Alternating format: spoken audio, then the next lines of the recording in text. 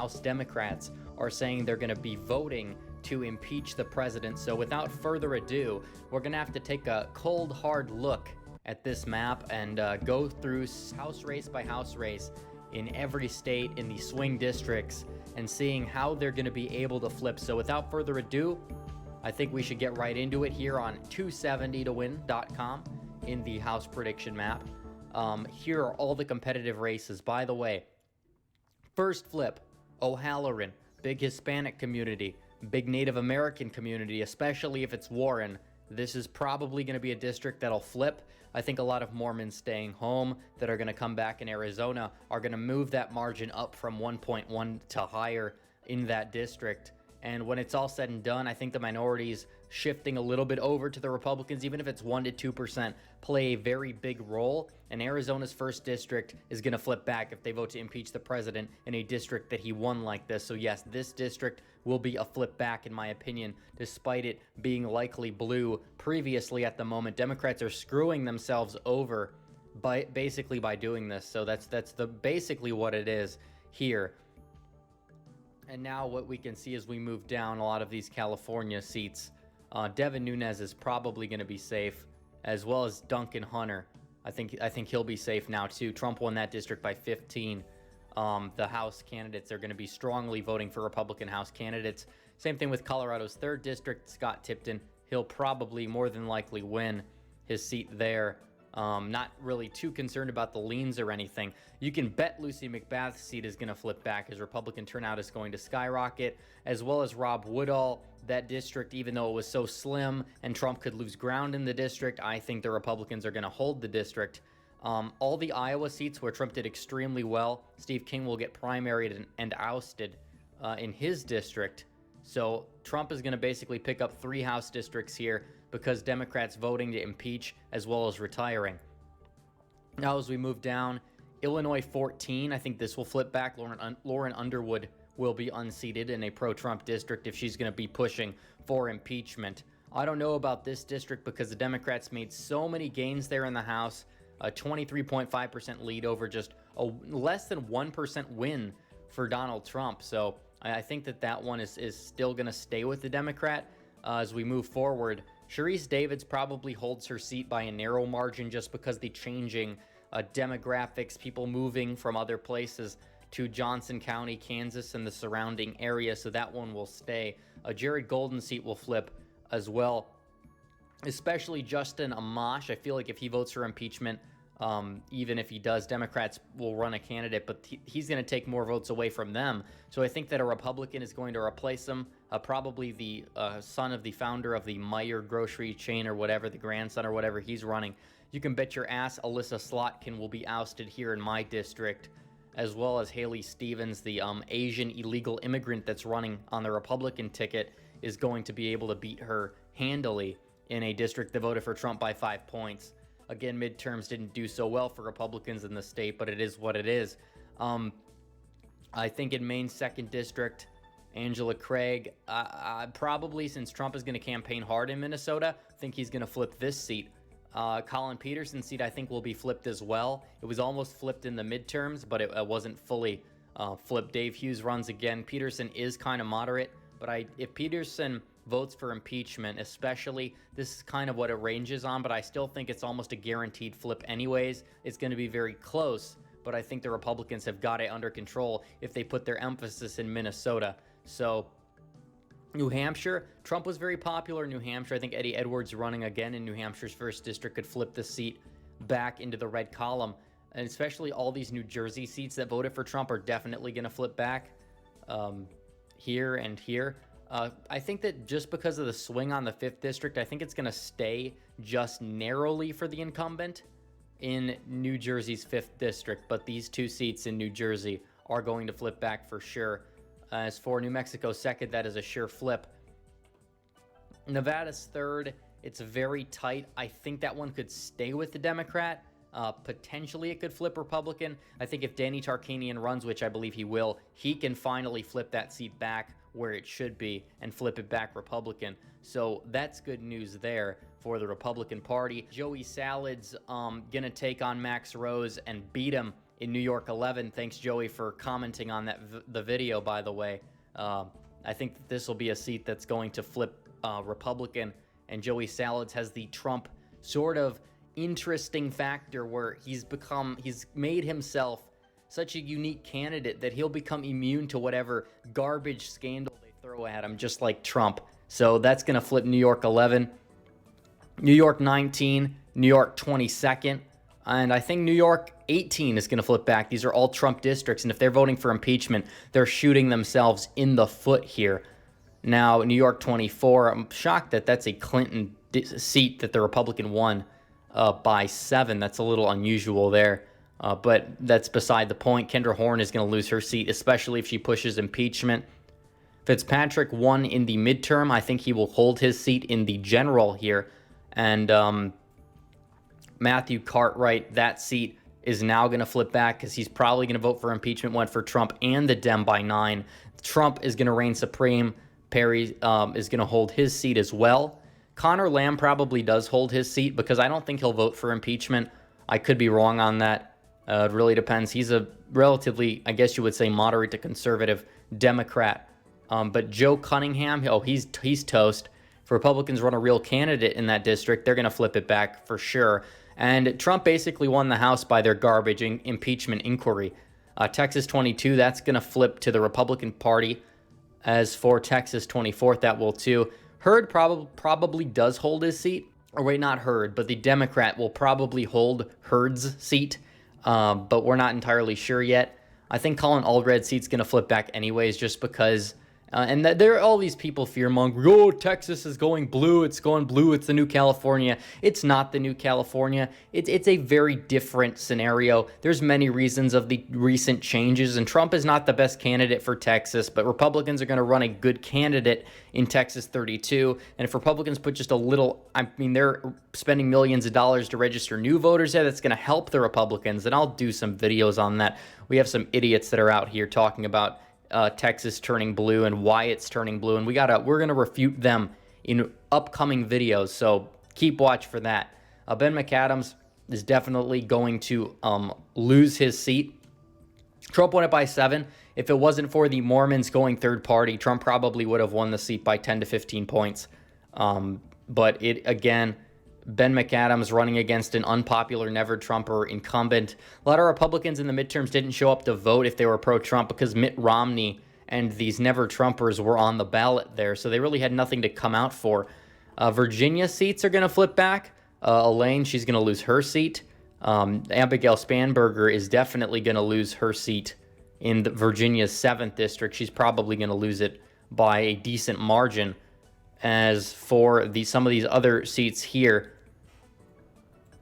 that voted for Trump, Ron Kind will probably hold his seat.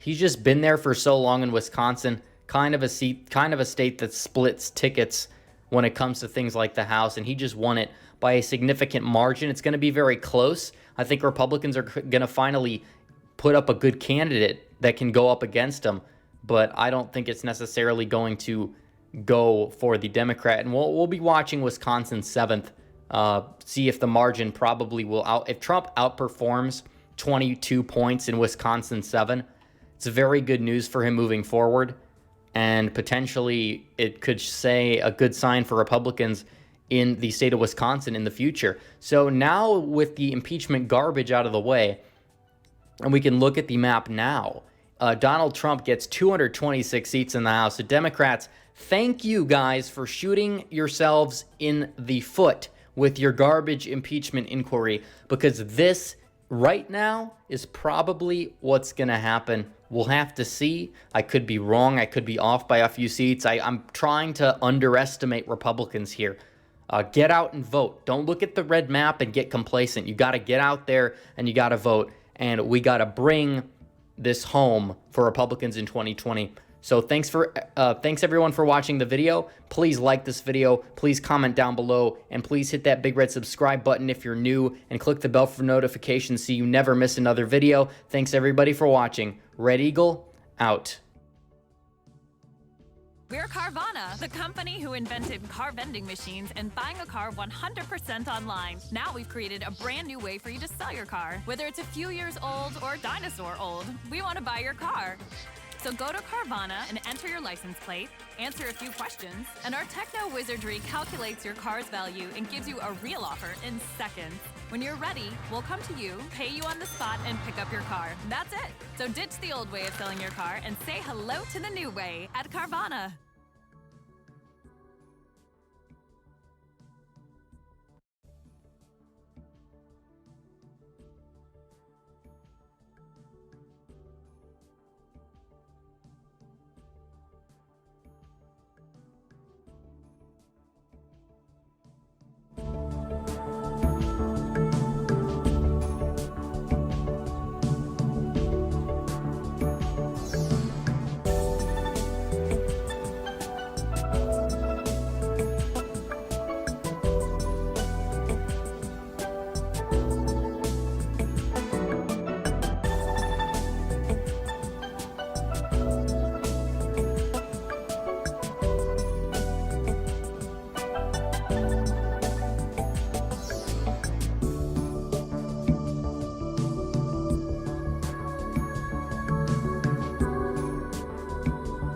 Hi guys, welcome back to a brand new video, and in today's video we're going to be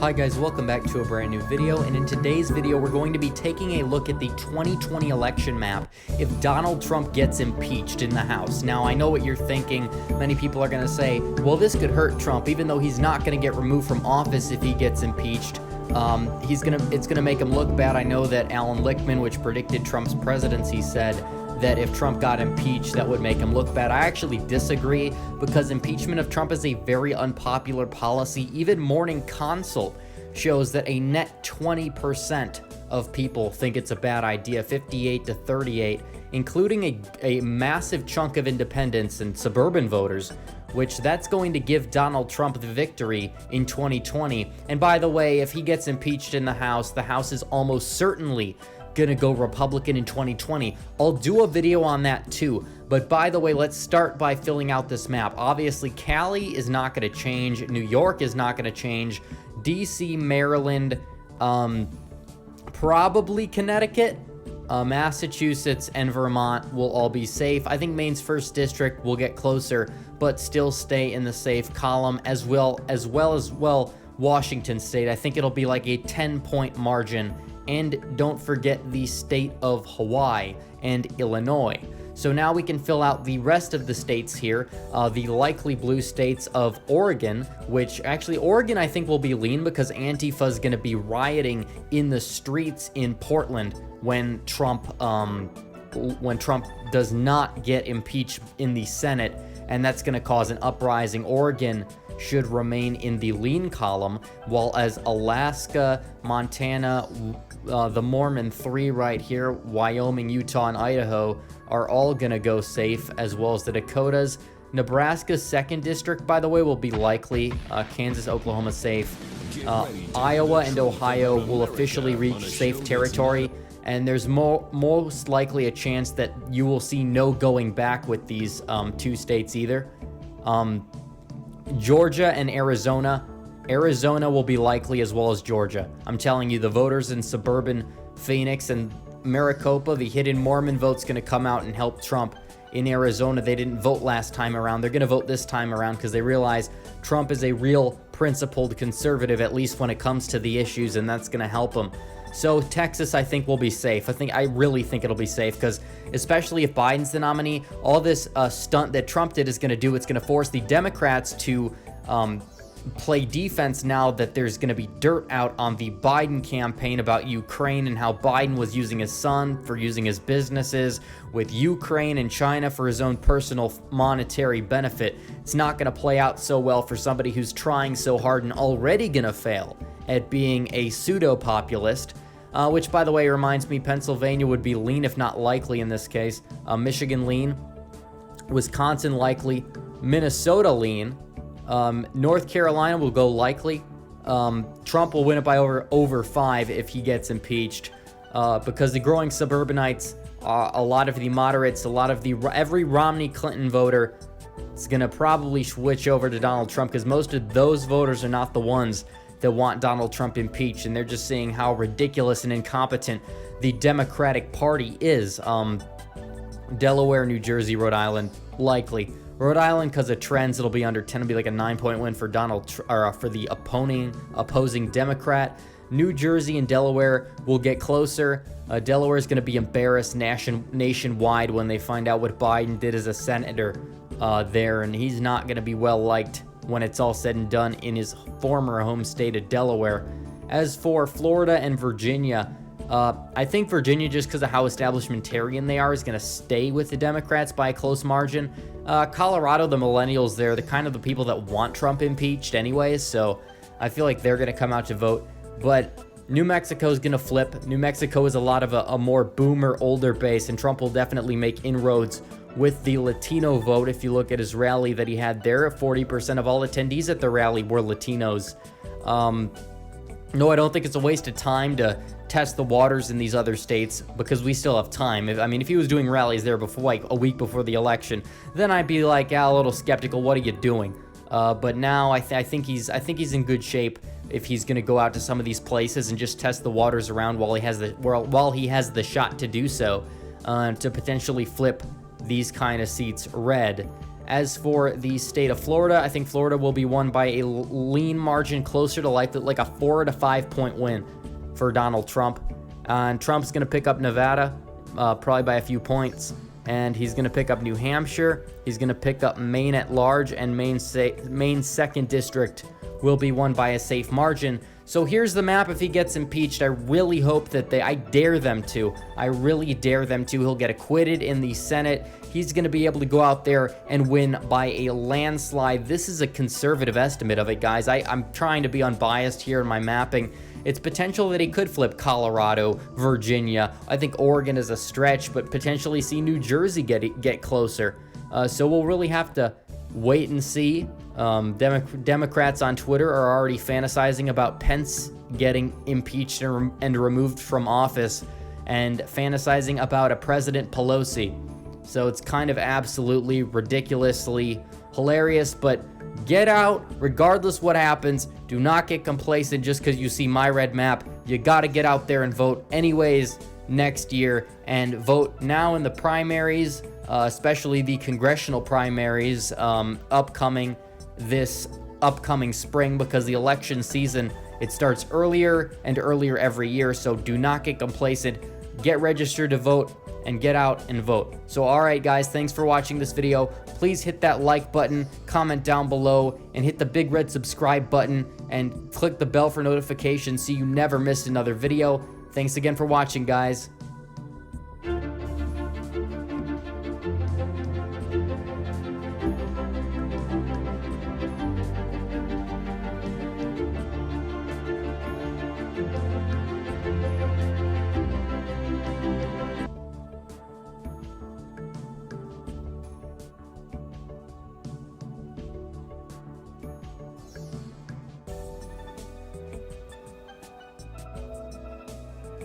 Don't go because someone tells you to go. Don't go.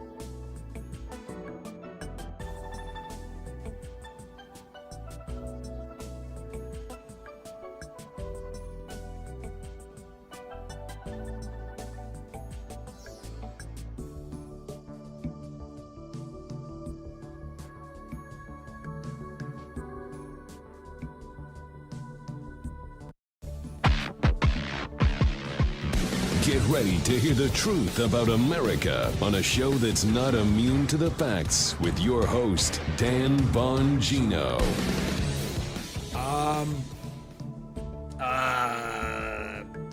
I told you.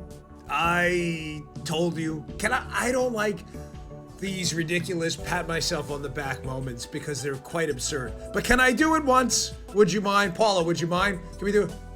I can't even reach because of my awful elbows. I told you this was a pre-planned hit on Donald Trump, and shifty, sleazy Adam Schiff was behind it. It wasn't a mystery. The signs were everywhere. Ladies and gentlemen, I have a loaded show for you today. Welcome to the Dan Bongino Show. Producer Joe is on a little bit of a break. I'll be happy to tell you, be very happy for him when we see him back here on Monday. It's a really nice thing that's going on. So he's on a little break. He is working, but from remote. But we're not going to have him on the show today. But there's a really nice thing going on, so I'm more than happy to get to that on Monday.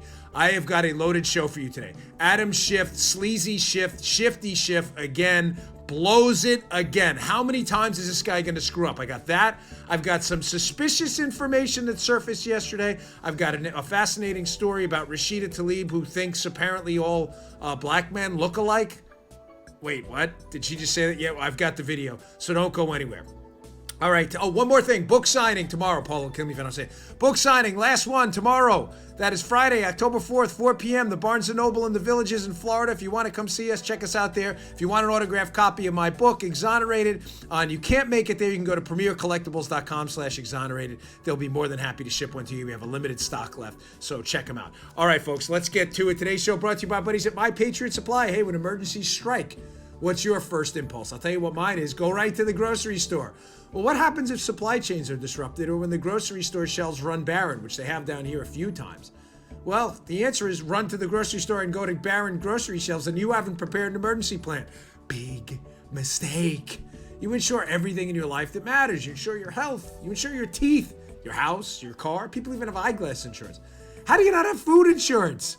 We're only 4 missed meals away from total chaos. Who said that? Was that Havelock Ellis? No, he's the one who said civilization's a thin crust on a volcano. Folks, insure your food supply. Go use my friends at My Patriot Supply. Get a plan. I use them. I trust them. They're the leaders in the preparedness industry with guaranteed 2-day delivery of your emergency food kit. This is the final week to act and save $100 on a 4 weeks of sanity in case there's an emergency. A 4-week emergency food kit when you go to this special website, preparewithdan.com. My Patriot Supply food kits last up to 25 years in storage. They average over 2,000 calories a day, ladies and gentlemen. Order a few today and receive guaranteed 2-day delivery. I have quite a few of these. That includes free shipping discreetly to your front door. It's better to prepare and not need than to need and not have. Be ready for disasters and what's coming. Save $100. Go to preparewithdan.com, preparewithdan.com. Check them out at preparewithdan.com. All right, let's go. I got to do the Joe Bell myself. Ding, ding, the double bell from Rocky 3. This was a pre-planned hit, and Donald Trump was all over it. That's what I love about this guy. He doesn't have a BS filter. He just fires out these tactical bombs on the battlefield as he seems fit. Here is Donald Trump, President Trump, at the White House, one of the briefings yesterday with the leader of Finland. And John Roberts from Fox asked him a question. What broke yesterday? This whistleblower hit on Trump, which is really a deep state leak about his call with Ukraine. Adam Schiff, who suspiciously told people back in early September he had no advanced knowledge of this at all of a sudden, the New York Times, of all places, outs the fact that Schiff did know in advance. Here's Donald Trump's priceless response to the presser. Check this out, and I got some information. We're done with this. There is a report that came out just before you and President Niinistö walked out here that the whistleblower met with a staff member of Adam Schiff prior I love to that question. being filed. It shows that Schiff is a fraud. And I love that question. Thank you, John. So can I finish asking it? Yes, there's nothing to finish. So the whistleblower, according to this report, met with a member of Adam Schiff's staff. You got it right there. You know it. I hate to say it's the New York Times. I can't believe they wrote it. Your response to the Maybe fact they're that- getting better. Your response to the fact that happened and that Schiff may have learned some of what the whistleblower knew prior to the complaint. Well, I think it's a scandal that he knew before. I go a step further. I think he probably helped write it. Okay? That's what the word is. And I think it's, I give a lot of respect for the New York Times for putting it out. Just happened as I'm walking up here, they handed it to me. And I said to Mike, I said, Whoa, that's something. That's big stuff. That's a big story. He knew long before, and he helped write it, too. It's a scam.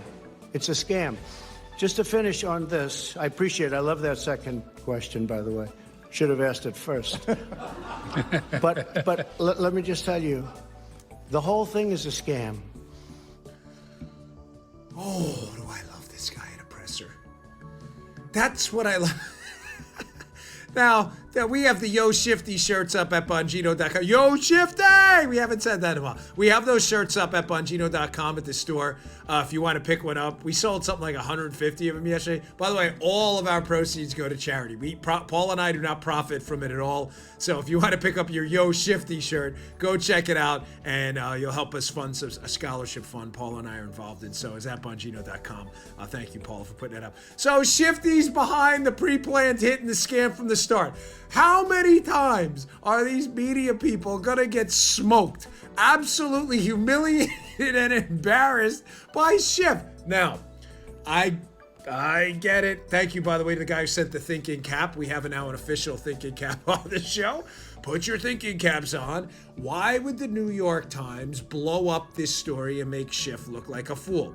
My guess, folks, is it was about to leak somewhere else. That Schiff, who said he had no advanced knowledge of this whistleblower, really deep state leaker, no advanced knowledge at all. My guess here is that it was about to blow up elsewhere in conservative-leaning media, and the New York Times, again, wanted to get out in front of it to frame the story appropriately.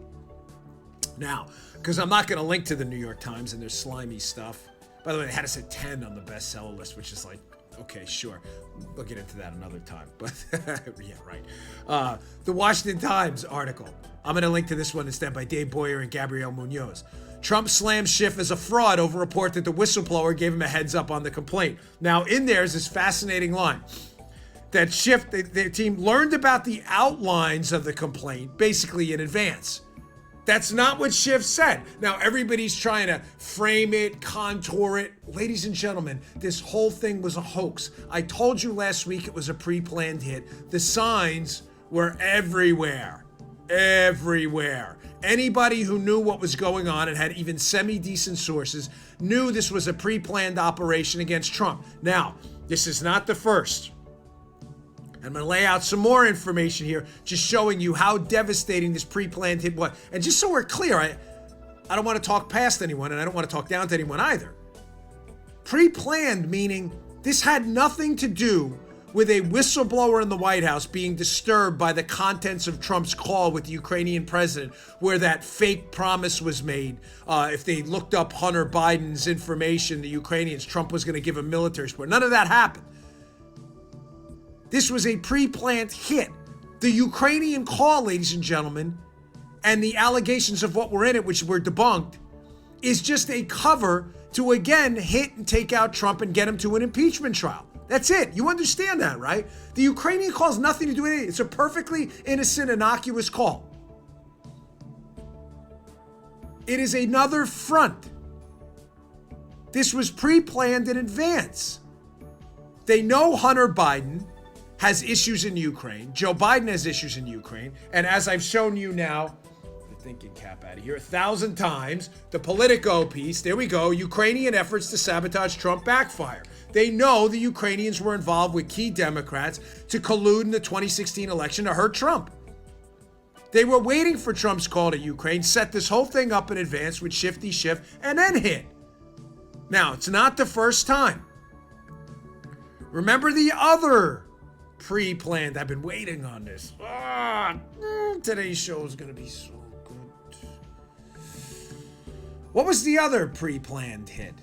Remember Adam Schiff went out to that Aspen, Colorado, and who he conveniently ran into right there, right around the time of the testimony that was going on? Oh, Glenn Simpson from Fusion GPS. Remember that meeting? Yeah, like the meeting they had with the whistleblower who they said they didn't meet with, or the representatives for the whistleblower, to be precise, because precision matters. Remember the meetings they said never happened? Remember when Schiff met with Simpson too and Aspen? Why not meet with him in D.C.? Oh, maybe nobody was looking. No, we were. Maybe remember Adam Schiff's office meeting with Trump's lawyer, Michael Cohen, before Cohen's testimony? Why were they meeting? To shape and contour like Play-Doh, like the blob, the contours of Cohen's testimony up on Capitol Hill to make it look like Trump had done something he hadn't done? Another meeting Schiff's involved in that he cryptically left out? Meet with him out, maybe kind of, sort of. Shh. So we have a meeting with Glenn Simpson of the Simpson Steele dossier hoax. We have a meeting with Cohen, Michael Cohen, Trump's former lawyer, who perpetrated another bunch of hoaxes up on Capitol Hill about Trump. And now we have a meeting with a whistleblower in advance in a pre-planned hit. Folks, you want to see some more fingerprints all over this pre-planned hit, this hoax? Here we go. The Inspector General of the Intelligence Community, the ICIG, Intelligence Community Inspector General. Again, the Internal Affairs Officer for the Intel community, who's supposed to investigate these urgent concern complaints. They were so concerned about this Ukrainian phone call that they lied about the contents of to the media. He says it was an urgent concern. Oh, now we find out they didn't even see the phone transcript of the call first. Oh, isn't that nice? This piece will be up in the show notes and are a must-read today. Please, at Bongino.com, check them out. Subscribe to my email list. I'll email them right to you. The Federalist, Matt Beebe, who's done great work on this. The IC Inspector General didn't even review the Ukraine call before forwarding whistleblower complaint. How is that?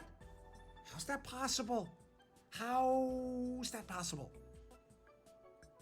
I thought the Inspector General deemed it some kind of an urgent concern, the contents of the phone call. We have a screen cap from that piece, right? How did you deem it an urgent concern if you didn't actually read it and don't know what's in it? Quote from the piece in the Federalist. In the letter, the Inspector General of the Intelligence Community explains, quote, as a part of its preliminary review, the ICIG did not request access to records of the president's July 25, 2019 call with the Ukrainian president. He continued, quote, I decided that access to records of the telephone call was not necessary to make my determination that the complaint relating to the urgent concern appears credible. Are you kidding me? Are you joking? I don't have it in the show today, but the Wall Street Journal has a fascinating piece today about how norms, ladies and gentlemen, when I say norms, what I mean by this is the republic is evaporating in front of our very eyes. Constitutional norms are being thrown out the window because the liberal lunatics and their media buddies they will collapse the republic to get rid of this president. How does that relate to what I just told you?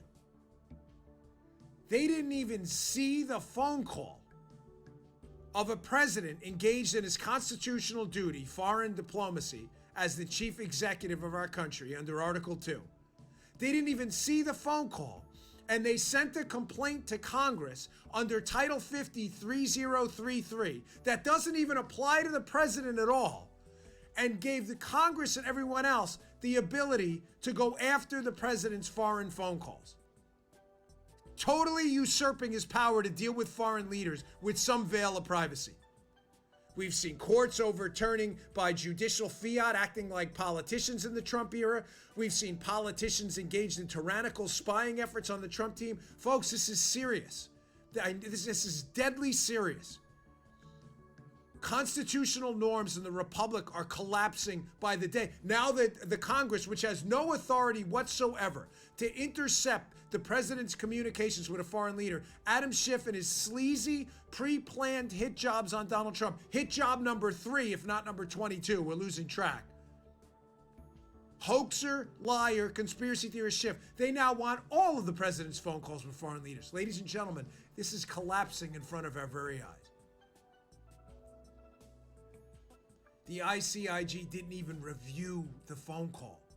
So now, just to be clear, the norm I'm addressing here that's collapsing, demanding phone calls, judges overturning, acting as politicians from the bench by judicial fiat. Now, anytime a fake whistleblower in the White House, who doesn't even need to hear something firsthand, complains to Congress about something they don't like about Trump, just to be clear, this is where we're going with this Matt Beebe article. An investigation needs to be started and demands have to be made for the contents of that call? Folks, we are in dangerous times. Another ringer piece from the Federalist by the excellent Margot Cleveland. The whole form controversy continues. Was this form changed, the ICIG whistleblower reporting call, to allow secondhand information specifically to target Trump? This is the most comprehensive piece on the matter I've seen yet. In the show notes again today. Margot Cleveland. Headline. The key point about the whistleblower's firsthand knowledge isn't the law, it's the shady regulation changes. As I discussed yesterday, yes, the law about whistleblowing, ladies and gentlemen, did allow some secondhand information. That's not a question. Precision matters. The real question here is the whistleblower used an old form that specifically demanded firsthand information, and the form was changed to accommodate the fake whistleblower. Why? You don't believe me? From Margot Cleveland's piece, some of you have asked for the original form. I'm here for you. Don't worry. I'll read it to you, but you can check it out, youtube.com/Bongino if you want to look at it yourself, or you can just click on the article yourself and it's in there. From Margot Cleveland's piece. But in fact, the form did more than request information about whether the individual possessed firsthand knowledge. The form emphatically stated first-hand information required. Here's the form, ladies and gentlemen. Margot Cleveland highlights it for you right there. Here's the quote from the form. First-hand information required. Please look at the form yourself. Why was the form changed? Were there demands to change the form in the past? Why was it changed only when the complaint involved Donald Trump about a phone call the inspector general who deemed it urgent didn't even see? And a complaint Adam Schiff was tweeting about in August when he said he didn't hear from the whistleblower until September. This was a setup. This was a hit on Trump from the start. Planned out in advance. Forms were changed to plan it. Leaks were flowing conveniently into Adam Schiff's office. Now, Margot Cleveland notes this in the second part of her piece. She says, frankly, at the end of the day, the problem is not altering the directions to comply with the statute. Folks, that's not a problem. The problem is that the administration suggests that the ICIG's office changed its policy to get Trump. The attempt to hide the modification of the form, which they did, only strengthens that concern, as does Atkinson's unreasoned conclusion that the complaint involved a, quote, urgent concern and was credible, notwithstanding the numerous errors in the complaint. Allegations about a promise that weren't there. Allegations of State Department people being on the call that weren't on the call. A box check stating it was firsthand information when it wasn't. And a call that's alleged to be a problem that the ICIG deems urgent, yet hasn't even seen. Oh, this is good. Oh, but it gets better. Oh, it gets better. So now we know forms are changed, information requirements are thrown out, verifications chucked out the window. The call wasn't even read by the ICIG. We know Schiff lied about being contacted. Yeah, and liberal media people still take this stuff seriously, these hits by Schiff. The Bongino rule, wait 24 to 72 hours, all of this stuff will be debunked. I've got a couple other, shall we call them, Paula, abnormalities in the process? I love when people say process. It's process when they want to sound smart. In the process. I'll get to that in a second. Don't go anywhere. All right, today's show also brought to you by my choice in home security, Simply Safe. Ladies and gentlemen, on average, this is disturbing. Seriously, a burglary happens once every 23 seconds in the United States. FBI statistics. Approximately 2 million burglaries are reported a year in the United States. U.S. Census report. 83% of burglars admitted they specifically look to see if there's an alarm. Nobody wants to break into a house with an alarm. 20 out of every 1,000 households were burglarized in 2017. That's why we use Simply Safe in my house. Ladies and gentlemen, I have a little bit of background in security. I like Simply Safe. Easy to use, works great, no problems, no hassles, no contracts either. What's crazy is only 1 in 5 homes have home security. With the affordability, there's no excuse for that. Maybe because most companies don't make it that easy. Simply Safe is my top choice, hands down. We love it because it's super easy to set up and the customer service is top notch. Simply Safe protects every door and window with 24/7 professional monitoring. They make it easy. There's no contract. They don't need a contract. There's no hidden fees or fine print. They don't need a contract because they know you're not going to go anywhere. It's that easy. It's won a ton of awards from CNET to the New York Times Wirecutter. Prices are always fair, always honest, around-the-clock monitoring. It's just $15 a month. Who can beat that? But one thing that truly makes Simply Safe stand out is their video verification technology. When other home security systems are triggered, a lot of times police assume it's a false alarm and their call goes to the bottom list. I know. But not with Simply Safe. Using their video verification technology, they're able to visually confirm that a break-in is happening, allowing police to get to the scene 3.5 times faster than other home security companies. That's big. And for my listeners, Simply Safe has a huge deal going on right now. Go to Simply Safe. That's SIMPLI safe.com/Dan Bongino and get free shipping and a money-back guarantee. That's simplysafe.com/Dan Bongino, not just my last name. Simplysafe.com/Dan Bongino. Check it out today. You're not going to want to miss out. The best deal on home security. We use Simply Safe right here in my house. Okay. So we're discussing severe abnormalities in the pre-planned political hit on Donald Trump disguised as a whistleblower complaint. Let's go to this doozy. Hat tip our good friend at John W. Huber on Twitter, Undercover Huber, one of the best accounts, can't recommend it enough, who dug up this little rule. Wow, check out this gem. House Intel Committee Rule 9.4. Each member of Congress shall at all times have access to all papers, and other material received from any source. Let me read that again for the liberals who may have a tough time with this. Each member of the committee, the House Intel Committee, that sleazy Adam Schiff runs, shall at all times have access to all papers and other material received from any source.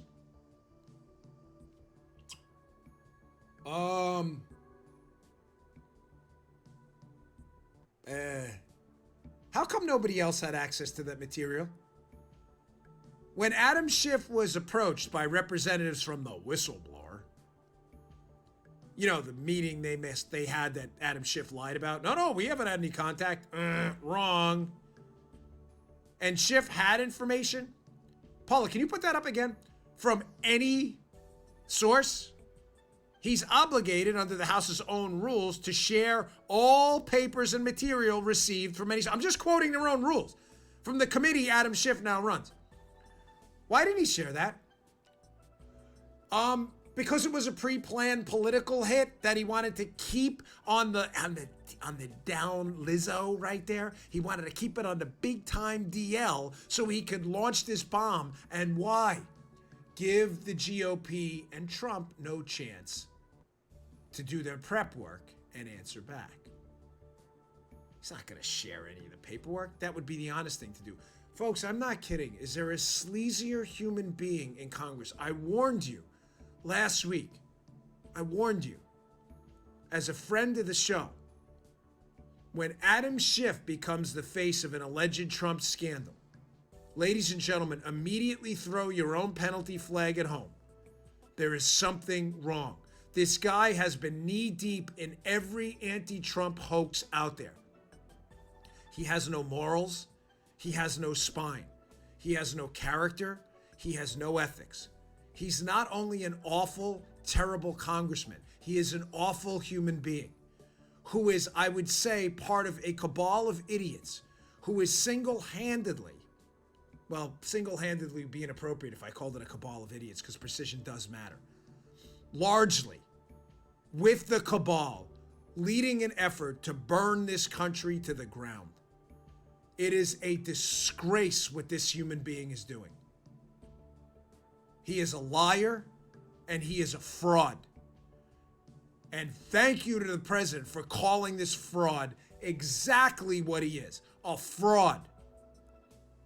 By the way, folks, please don't go anywhere. I haven't even laid out part 2 of this. Why Johnny Boom Bots, Johnny Brennan is panicking right now. Oh, you're going to love this one. I'm going to lay out to you what's going on behind the scenes with Brennan and why he's freaking out too about this whole thing. How does that tie into Schiff's investigation? Because again, This is not an investigation into a whistleblower complaint. It is a pre-planned hit to try to impeach the president before anybody gets to the bottom of Spygate, Ukraine Gate, UK Gate, all of the stuff they did to Donald Trump and John Brennan's key role in it. Let's go to abnormality number 2. Hat tip Sean Davis from The Federalist on Twitter, who absolutely wrecked one of the worst lawyers I have ever seen. Twitter lawyers, by the way. I don't even know what he does in the real. I'm sure he's a real lawyer. This guy, Brad Moss, who's a total clown, who has been on the wrong side. He's one of the collusion hoaxers. This guy's been on the wrong side of just about everything. So Davis and Moss have this back and forth, and Moss owns himself by sending Sean Davis a set of rules that contradict exactly what he was supposed to say. So just to set this up, I don't want it to be complicated. It's actually very simple. This guy, Brad Moss, who's, like, again, on the wrong side of nearly every Trump issue out there, he sends Sean Davis a snippet of these House rules again, showing how it's perfectly appropriate for the whistleblower to go to Congress and shift before they go to the Inspector General. Ironically, the rules he sent over say the exact opposite. But again, you know, it's Brad Moss, so we get it. Here is the rules, hat tip Sean Davis. He actually had to highlight them for Moss, who apparently didn't read his own screenshot before he sent it over.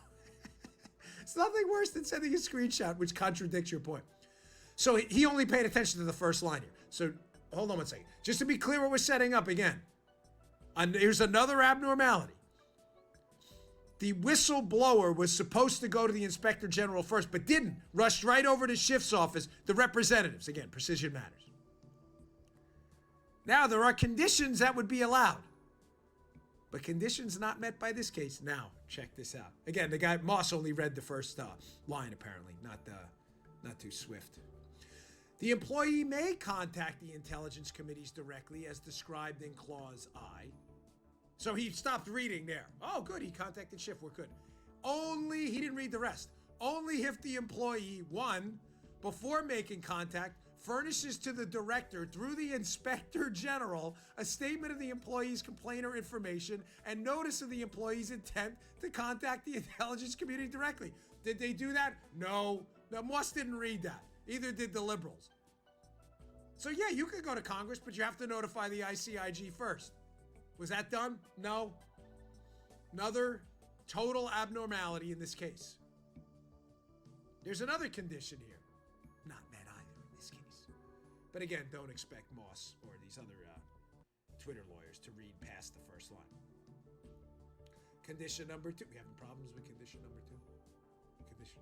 There we go. Condition number 2.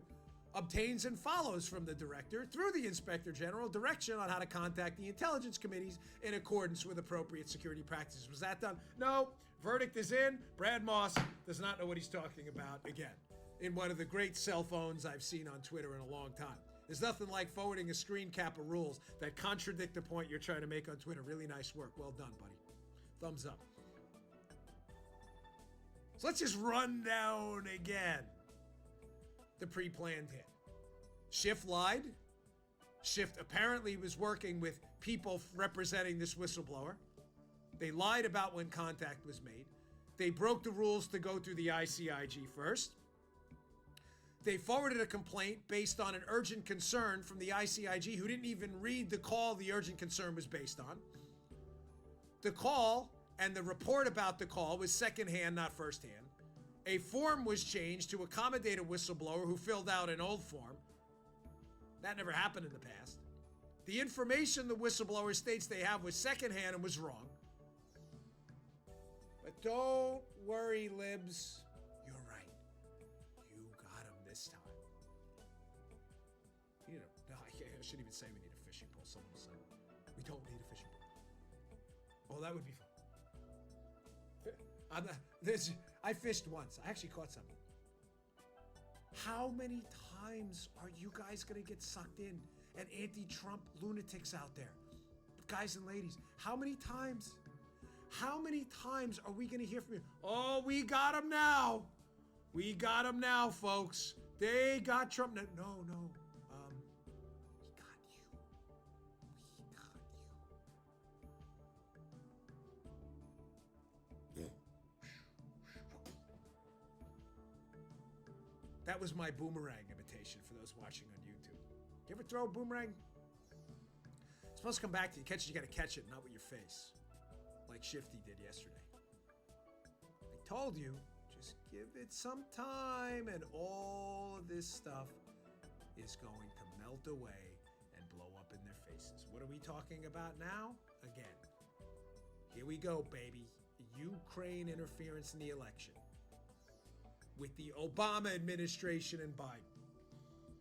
All right, I'm going to roll through this Brennan stuff. This is good. First, I want to play a video. I'll get to that in a second. Brennan is freaking out. Johnny B is in big trouble. And this is why Schiff is engaged in hoax number 6,722 to try to get Trump impeached desperately before the Michael Horowitz Inspector General report comes out. And John Durham, who now wants to interview Brennan, Brennan doesn't want to answer questions. Brennan's afraid he may be accused of 1001. What's 1001? False statements. Brennan does not want to see himself in bracelets. And I don't mean David Yurman bracelets. I mean handcuffs. Get to that in a second. We have one final sponsor today. Folks, I just got into cryptos. I'm really enjoying it. For me, it's been a really solid investment tool. I enjoy it. I use eToro. That's why I was happy to take them on as a sponsor. Very easy to use. Check them out. The letter E, T-O-R-O, eToro.com/Bongino. eToro.com/Bongino. Smart crypto trading made easy. I'll be honest with you. I was familiar with what cryptos were, but not familiar with how the trading worked. I went on to eToro.com/Bongino. I love it. It is super easy to use. I recommend it. I enjoy it. I'm using it now. I have my own account. I think it's wonderful. If you're interested in cryptocurrencies, I strongly recommend you check them out as well. We recently saw Bitcoin prices rise after China devalued its currency and global markets tanked. We can now see how cryptocurrencies are becoming a real alternative to gold as a hedging strategy. For me, the best place to trade cryptocurrencies like Bitcoin is at eToro.com. Here's why I like them. eToro is smart crypto trading made easy. Super easy to use, ladies and gentlemen. Like I said, I was not deeply embedded in the whole crypto movement, and I figured it out relatively quickly. eToro.com/Bongino. eToro is the world's #1 social trading platform, has over 11 million active traders, and facilitates over $1 trillion in trading volume per year globally. You can access the world's best cryptocurrencies. They have 15 different coins available. They have low and transparent fees. That was important to me. Advanced charting features for smart strategy building. You can try before you trade too. This is what I like. You can get a virtual portfolio. You can try before you trade. It's virtual, with a $100,000 budget where you can check it out, feel around, make yourself comfortable with the platform. Never miss a trading trend with charts, pricing alerts, and social feeds. Sign up today at eToro.com/Bongino. That's eToro.com/Bongino. Check it out. Super easy to use. And listen, I think it's the future, so go check it out. All right. Johnny Boombots, not doing well. So I'm going to set up this video here. So Durham, who is a United States attorney investigating the Spygate fiasco and the whole anti-Trump operation to try to take down his campaign, which I believe Brennan was the ringleader of, John Durham apparently wants to interview Brennan. Oh, Brennan's going to find himself in real trouble now.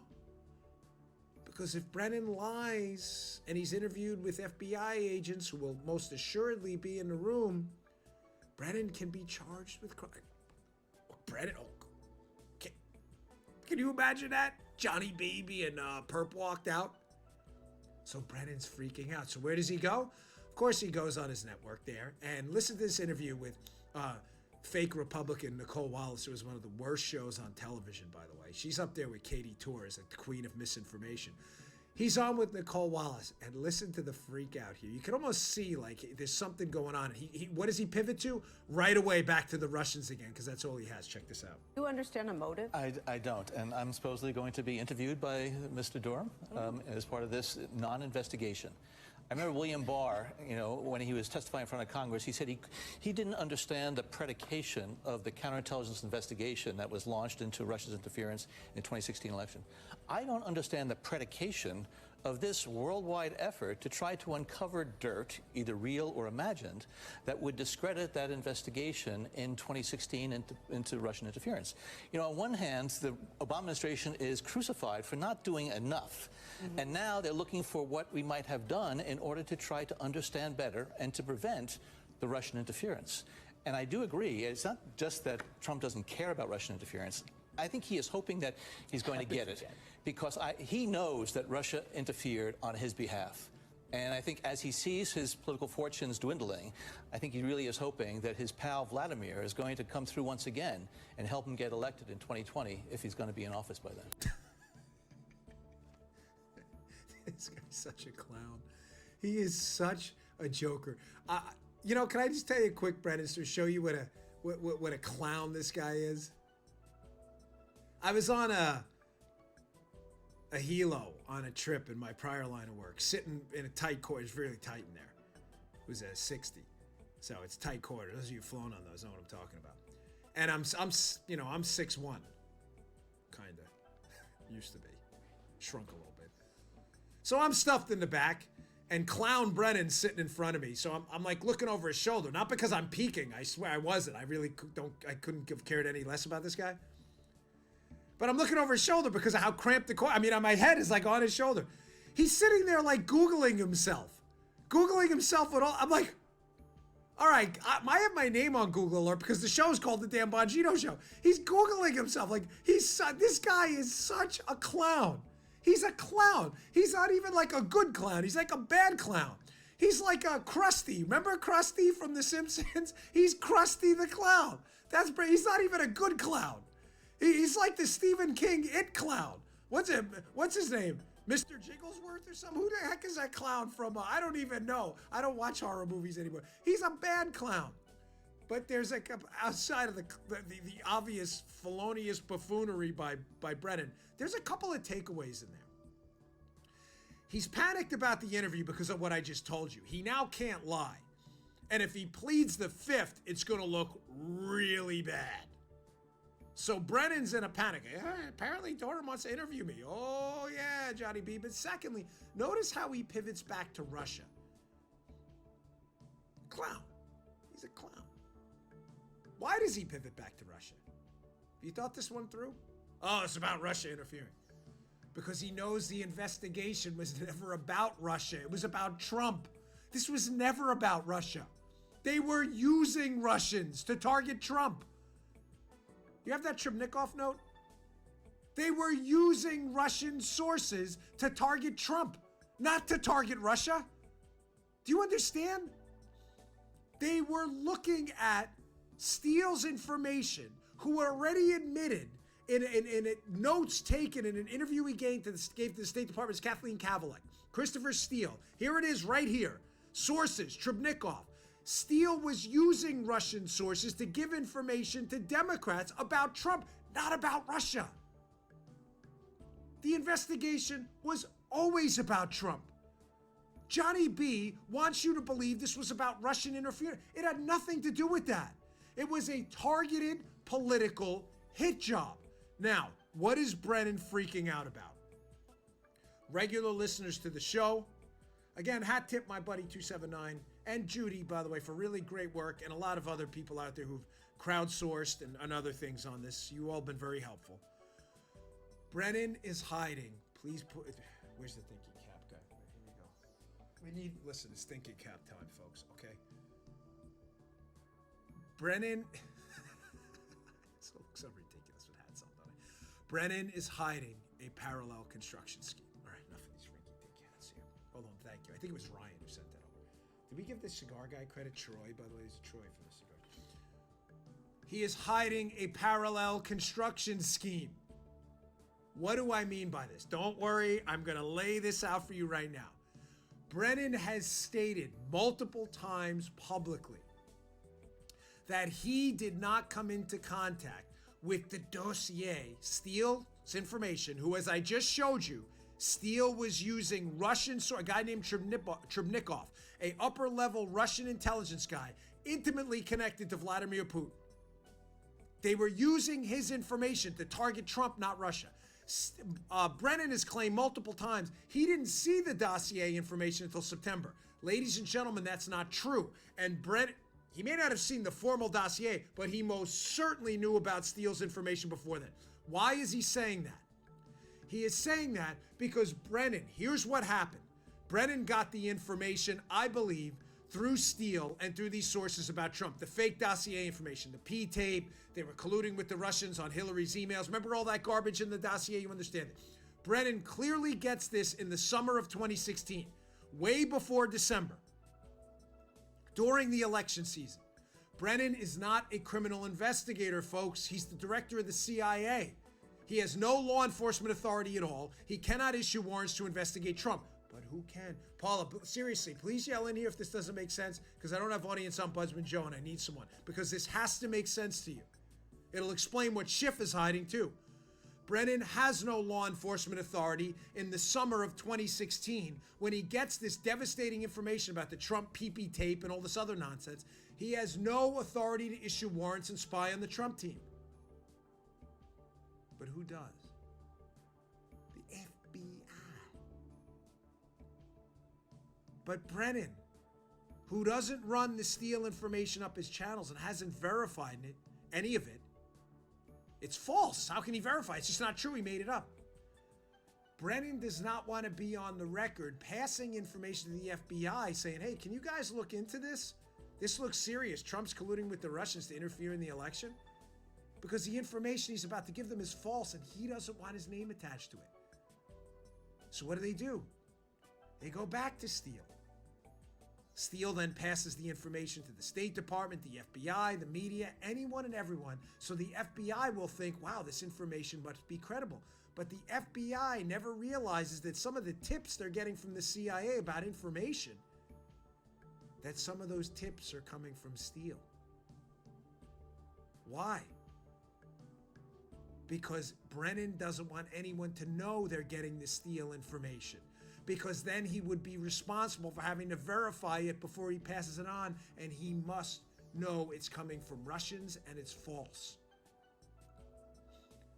So what is parallel construction? He just passes he gets somebody to pass the information to the FBI.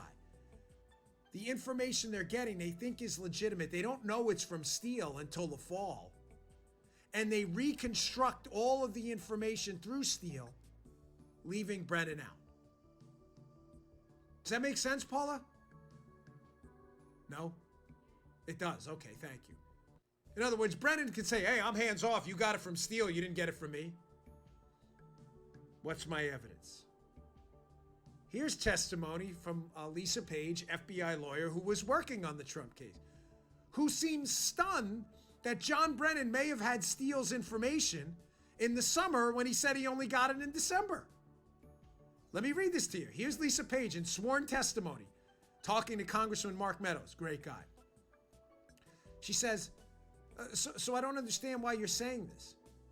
Whatever occurs between Brennan and Reid, I don't understand what the relationship to the dossier is.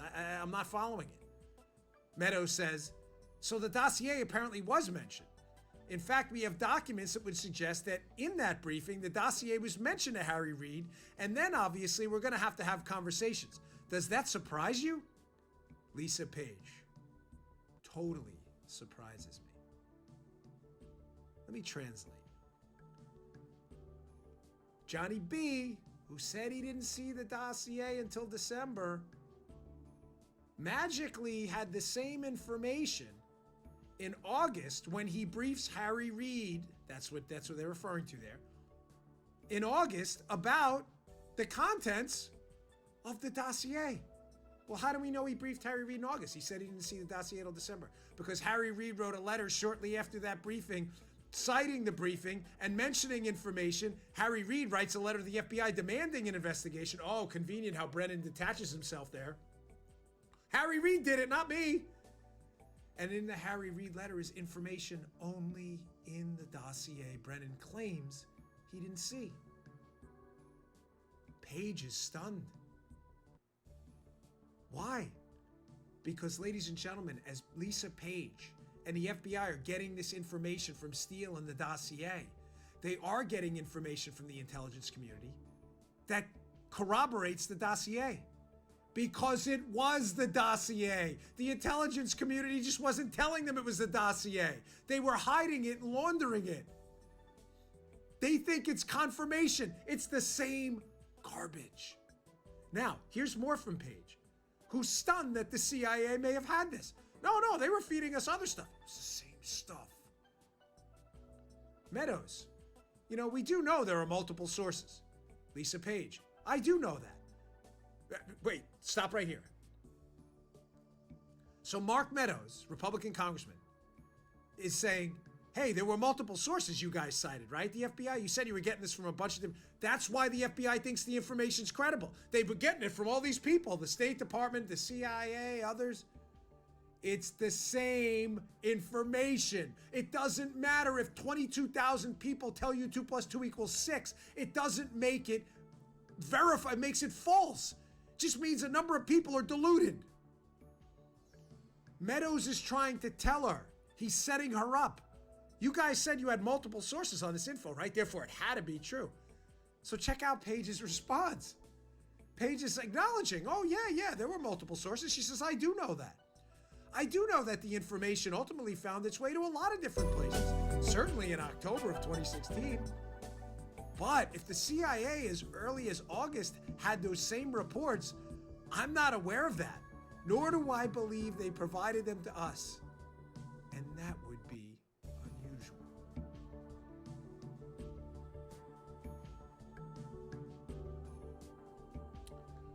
I believe Lisa Page.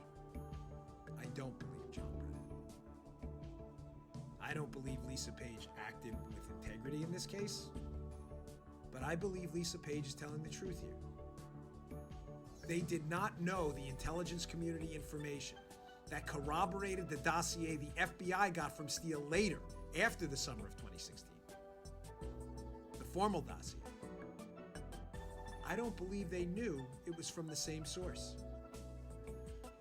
It does not absolve them of their atrocious spying and potential violations of the law. I'm not telling you that at all. Don't mistake what I'm saying. I'm simply suggesting to you that Brennan has a whole lot to worry about if Durham interviewed Page and got the same information. Because Brennan is either going to have to plead the fifth or tell the truth to the FBI that he was dealing with Steele's information way before he publicly acknowledged it and somehow had it shuttled over to the FBI. Oh, ladies and gentlemen, it gets worse. Please don't go anywhere. From the excellent reporting of John Solomon at The Hill, here's where the panic sets in. Memos detail the FBI's hurry the F up pressure to probe the Trump campaign. Check out this little tidbit from that Johnny Solomon piece. The day after Trump's surprising electoral win on November 9th, the FBI counterintelligence team, that's Page and Stroke, Lisa Page we were just talking about, engaged in a new mission bluntly described in another string of emails prompted by another news leak. Here's Peter Stroke emailing Page the day after Trump wins the election. We need, all caps, all of their names to scrub, and we should give them hours for the same purpose. Stroke email Page, citing a Daily Beast article about Paul Manafort. Andy didn't get any others, Page wrote back, apparently indicating McCabe didn't have names to add to the quote scrub. That's what Bill said, referring to Bill Price now. Stroke responds back. I suggested we need to exchange our entire list as we each have potential derogatory CI info the other doesn't have. CI is short for confidential informant. Scrub the list? Scrub the list? Of informants? What were they scrubbing? Why were they panicked the day after Trump's election? Are Lisa Page and Peter Stroke, the FBI team, working on this Spygate operation, spying on Donald Trump, using Steele's information, all of a sudden panicked that their list of informants they've been using may all be the same guy? Scrub the list. Reminds me of the movie The Recruit, Colin Farrell. Get the knock list. Scrub the list? Why all of a sudden you all in a panic?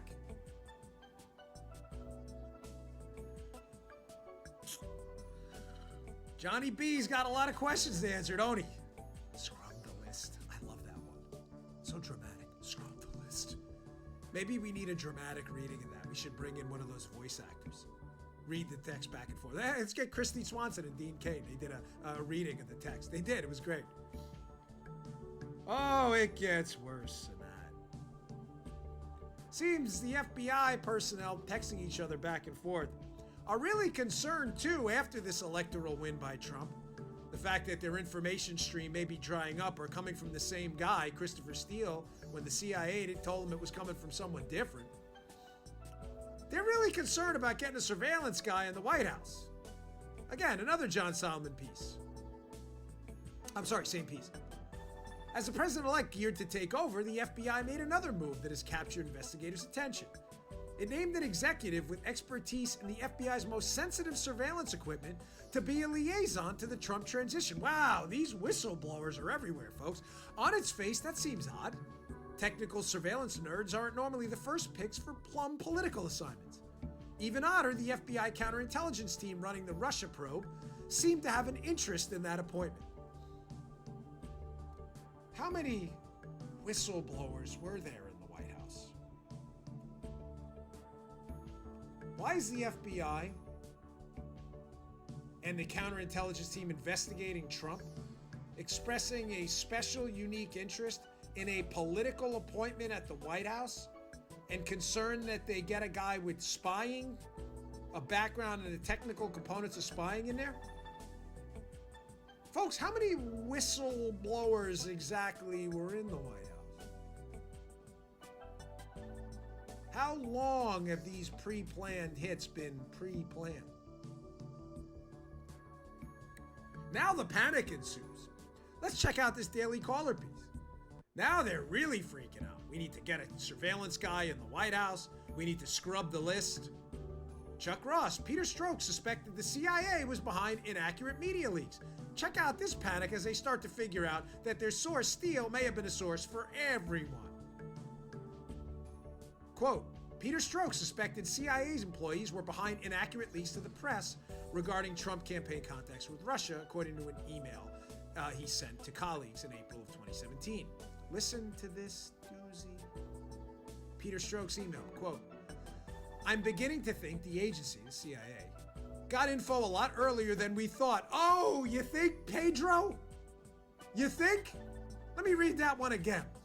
I'm beginning to think the agency got info a lot earlier than we thought and hasn't shared it completely with us. Might explain all of these weird, seemingly incorrect leads all these media folks have. Would also highlight agency as a source of some of those leaks. The panic rolls right over into the new year as the Strokester, old Pedro, starts to figure out that maybe the information they were getting from the agency wasn't exactly all on board. Wasn't actually above board, as I should say. A little bit below board.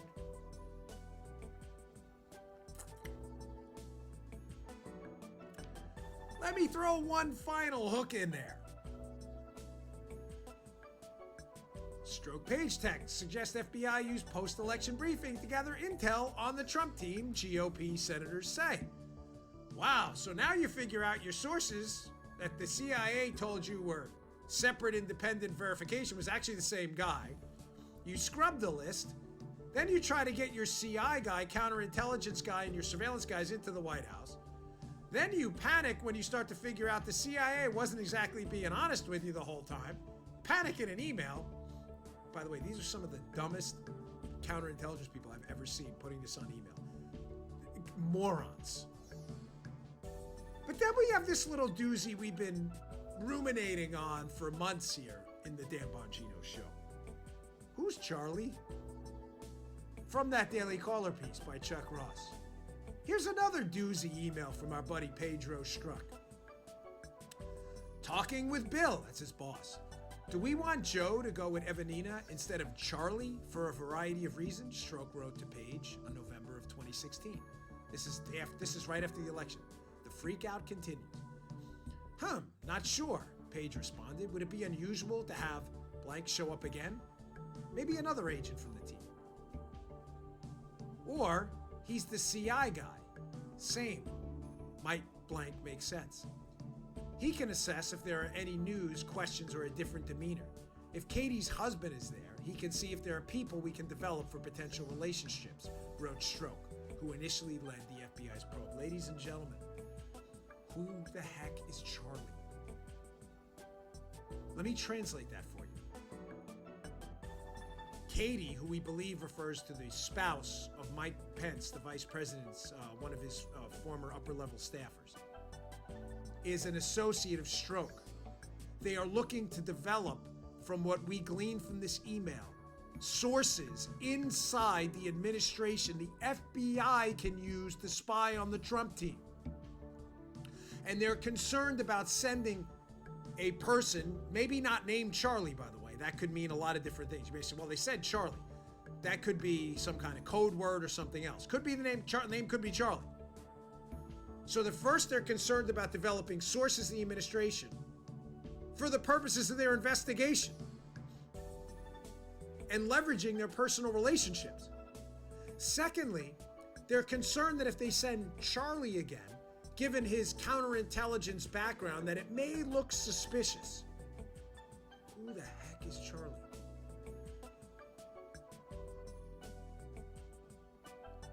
Ladies and gentlemen, how many whistleblowers were there? How many were reporting back to the CIA and the FBI? Tell me again how this isn't some kind of a soft coup going on.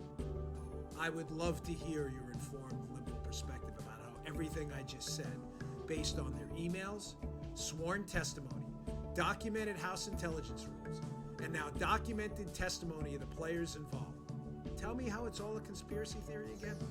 We're all nuts and you're all sane. Don't worry, folks. Nothing to see here.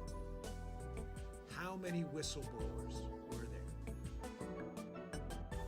How deep was their contact with Adam Schiff and others on the Democrat side? How long have they been spying on the White House? Share this show everywhere if you don't mind. People need to know what's going on. All right, folks, thanks again for tuning in. Please subscribe to the show on YouTube, youtube.com/Bongino. We really appreciate it. Subscribe to our audio podcasts on Google Podcasts, Apple Podcasts, iHeart, SoundCloud, wherever you find them. I really appreciate it. Hope to see you at that book signing tomorrow in the Villages. Thanks for tuning in. This was an important show. See you tomorrow. All right, today's show is brought to you by our buddies at Brickhouse Nutrition. They make one of the